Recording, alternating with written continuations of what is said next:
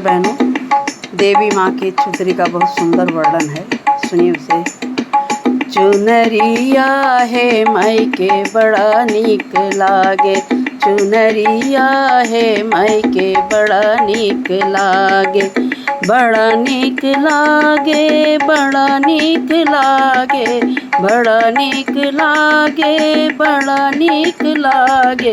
पियरिया है मायके बड़ा नीक लागे, पियरिया है मायके बड़ा नीक लागे, चुनरिया है मायके बड़ा नीक लागे।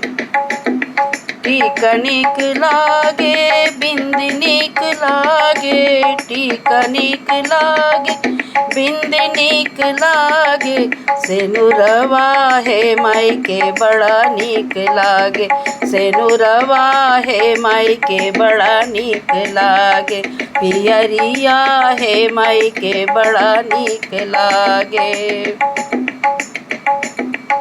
लहंगा नीक लागे, पियरी नीक लागे, लहंगा नीक लागे, पियरी नीक लागे, चुनरिया है मायके बड़ा नीक लागे, चुनरिया है मायके बड़ा नीक लागे, चुनरिया है मायके बड़ा नीक लागे।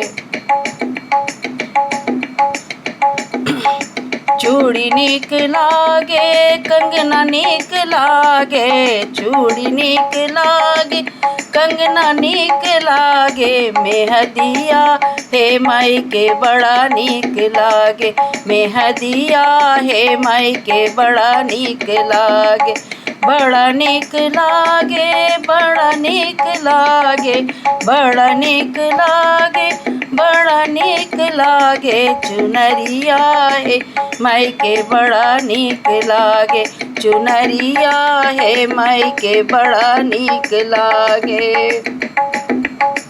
पायल नीक लागे, बिछुआ नीक लागे, पायल नीक लागे, बिछुआ नीक लागे, महावर हो मैया बड़ा नीक लागे, महावर हो मायके बड़ा नीक लागे, महावर हो मायके बड़ा नीक लागे, पियरिया है मायके बड़ा नीक लागे, चुनरिया है मायके बड़ा नीक लागे।